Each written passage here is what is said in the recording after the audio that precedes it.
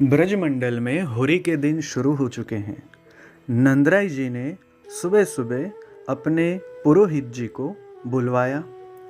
जैसे ही पुरोहित जी नंदालय में आ गए तो नंदराय जी ने उनको दंडवत करके सिंहासन पर बैठाया और कहा, पुरोहित जी, आज आप हमारा संदेश लेके बरसाने जाइए और वृषभान जी को ये कहिए कि इस बार हमें होली का त्यौहार ब्रजमंडल में कौन से दिन इकट्ठा होके कहाँ पर मनवाना है। होली के दिन तो 40 ब्रज में होते हैं, लेकिन हमें कौन कौन से दिन आपस में होली खेलनी है और जो भी कुशल मंगल है वो हमारा भी उनको बताइए और उनका भी आप समाचार लेकर यहाँ पर आइए। नंदराय जी के पुरोहित बहुत ही प्रसन्न वदन होकर बरसाना जाने की ओर चल देते हैं। जैसे ही वृषभान जी को समाचार मिला कि नंद बाबा ने उनके पुरोहित भेजे हैं, तो वृषभान जी अपने घर की पहरी पर जाकर, आंगन में जाकर उन पुरोहित जी को सामने से घर पर लेकर आते हैं। उनको भी प्रणाम करते हैं और रत्न जड़ित सुवर्ण सिंहासन पर बिठाते हैं। उनके चरण प्रक्षालन करते हैं, स्नान करवाते हैं और सुंदर मिष्ट पकवान, मिठाई, भोजन इत्यादि उनको अरोगाते हैं। ये सब दृश्य बरसाने की गोपियाँ घर के आसपास रहकर दरवाजे में से, खिड़कियों में से, अटारी में से देख रही हैं कि आज कोई नंदगाम से, कन्हैया के घर से कुछ संदेश लेके कोई ब्राह्मण आया लगता है। तो गोपियों को तो होली के दिनन में इतना उत्साह जोश रहता है कि कोई भी नंदगाम से आए तो उसे कन्हैया मान के, कन्हैया ने जो जो लीलाएं उन गोपियों के साथ की, उन सारी लीलाओं का बदला लेने का मन कर देता है। और ये एक छुपा उद्देश्य यह भी रहता है कि हम कुछ भी करें तो वो जाके कन्हैया को हमारी बातें करे और कन्हैया फिर से हमारे साथ कोई और लीला करने की सोचे। इस बहाने हमारा और कन्हैया का मिलन चलता रहेगा। सारी गोपियों ने दूसरी गोपियों को बुला लिया। बरसाने के आसपास जितनी भी सखियां थी, राधा जी की सखियां, राधा जी तो अभी कक्ष में विराज रही हैं, लेकिन उनकी सखियों ने सोच लिया कि इस ब्राह्मण को हमें होली के दिनन में खूब ही रंग देना है। तो जैसे ही वो ब्राह्मण जी, सारी बरसाने की सखियां मिलके वृषभान जी के घर के आगे ही भेरी, मृदंग, ढोल, दमामा, डफ, मुखचंग लेके होली को खेल शुरू करती हैं। अब दो गोपी जल्द से झट से भीतर गई।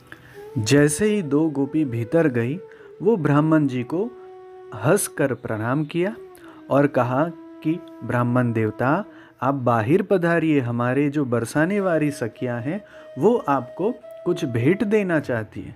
तो ब्राह्मण जी तो बड़े उत्साह में आ गए कि चलो, वृषभान जी तो देंगे ही, लेकिन सारी सखियां भी दे रही है, तो चलो। अब जैसे ही ब्राह्मण देवता बाहर आए, सारी गोपियों ने उनको घेर लिया और ब्राह्मण देवता को बीच में अबीर, गुलाल, चुआ, चंदन से रंगना शुरू कर दिया। सबसे पहले तो फुलेल, जो गाढ़ा तेल आता है, वो पूरा घड़े के घड़े ब्राह्मण देवता के सिर पर नहलाने लगी। सारे वस्त्र ब्राह्मण के गीले हो गए और इतना चिपचिपाहट उनको महसूस होने लगी कि अब वो किसी भी जगह छूने के लिए भी मन नहीं करता। पूरा शरीर मानो हनुमान जी की प्रतिमा पर कैसे तेल चढ़ाया जाता है, वैसे आज ब्राह्मण देवता हो गए। उसके बाद दूसरी सखी, जो आँखों में गजरा मानो काजर आंजने के लिए लाते हैं, उसकी पूरी कटोरा लेके आई।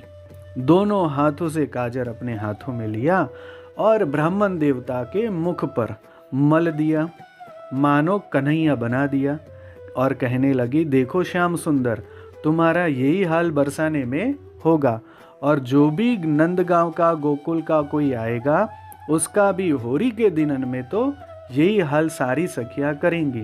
मानो एक छुपा संदेश गोकुल में भेज दिया जाए।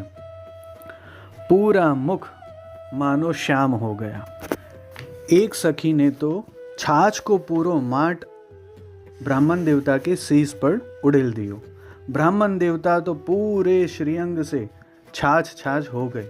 दूसरी एक सखी ने कच्चो दूध को माट के माट ब्राह्मण देवता को स्नान कराने लगे, जैसे शिवलिंग पर उनका कोई भक्त दूध का अभिषेक करता है। दूसरी सखी ने देखा कि तू जैसे शिवजी पर दूध का अभिषेक करती है तो दूसरे भक्त भी उन पर गंगा जल का अभिषेक करता है। दूसरी सखी ने कहा, नहीं नहीं, गंगा जी तो स्वयं शिवजी की जटा से निकलती हैं, तो फिर ये ब्राह्मण देवता के शिर से भी गंगा जल निकलना चाहिए। इतने में ही दो सखियों ने पूरा जल का माट ब्राह्मण देवता के सिर पर उड़ेल दिया। इतना ठंडा जल था कि ब्राह्मण देवता के मुख से उनके दांत मानो ठंड में किड़किड़ाने लगे। दूसरी सखी बोली, अरे वाह ब्राह्मण देवता, आप तो अपने मुख से बहुत ही सुंदर मधुर संगीत बजाने लगे हैं। इतनी बात करते ही सारी सखियों ने अपने एक दूसरे के हाथ से ताली देकर ठिठोली कर कर हंसने लगी।